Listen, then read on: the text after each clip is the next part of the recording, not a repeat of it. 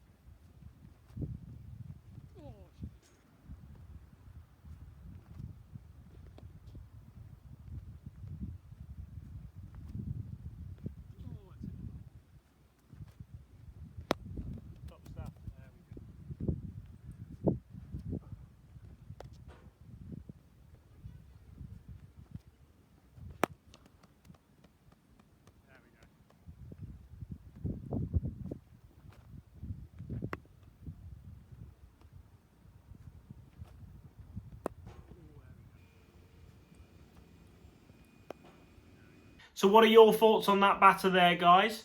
I really liked his game plan and his scoring options that he had. He had quite a wide range of options.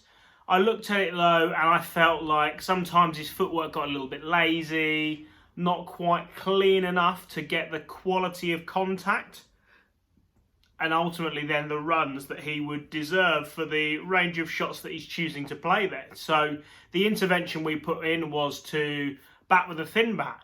If you don't get close to the ball when you come down the wicket, you're going to miss it. If you don't stay in line with it and stay on your shot when you play off the back foot, you fall off it, you either tend to miss it or not get a clean contact and edge it. And then obviously sweeping becomes that bit more challenging as well. You've got to make sure that your head's right in it and all of those sorts of things. So next session I did the day after with him. We gave him the thin bat to bat with for as long as he wanted to before going back to his full-size bat, and then seeing what the difference was once he had a real understanding of how important his footwork was, and when he made his footwork quicker, what the impact was upon his batting. So have a look at session 2 now, and we'll kind of wrap up at the end.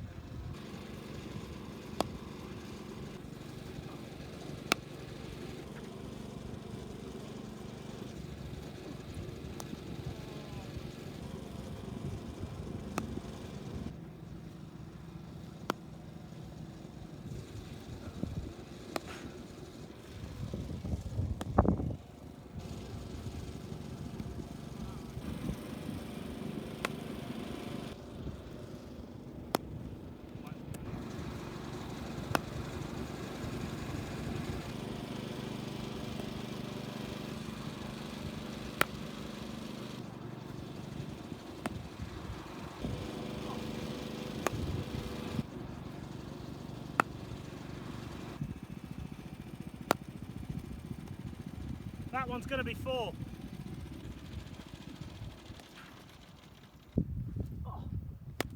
Oh yeah. What a finish. So there we go, guys. Some really useful options around how you could use a thin bat, especially to spin in this case, and I'm sure we'll speak about and video many others going forwards in the future. Anything you want to comment on, anything you're interested in, make sure you comment on the YouTube channel, like the video, subscribe, and then you can follow us on Twitter and Instagram. Cheers, guys.